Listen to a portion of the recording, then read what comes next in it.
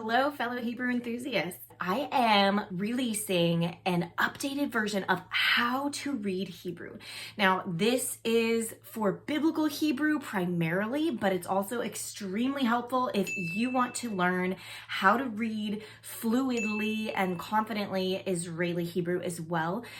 There's some tiny little nuances that are a little bit different that I explain in the course, the difference between the modern and the biblical pronunciation. So if you know somebody who wants to learn how to read biblical Hebrew, or you want to learn how to read biblical Hebrew, this is the first step. If you also know anybody who wants to go to Israel or who wants to get familiar with the language of Israel, they need to start with the Aleph Bet and not just memorizing it themselves, staring at a chart, but through the dynamic and sort of right-brained, as much as we can as possible, right-brain methods of learning the shapes of these letters and the sounds of these letters and pairing those things together in a method that is effective. It's worked for me in other languages with other alphabets, and I believe that the way that I've created it and shifted it to work for Hebrew is very helpful.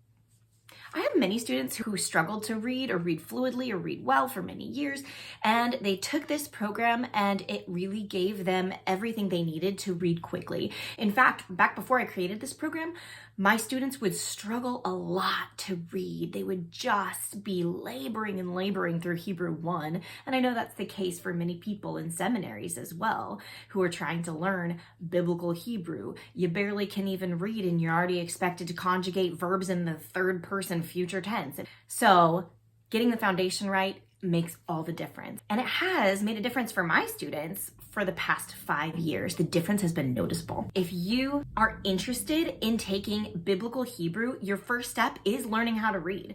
So check out this video right here on what how to read is about. Check it out and let me know if you've got any questions.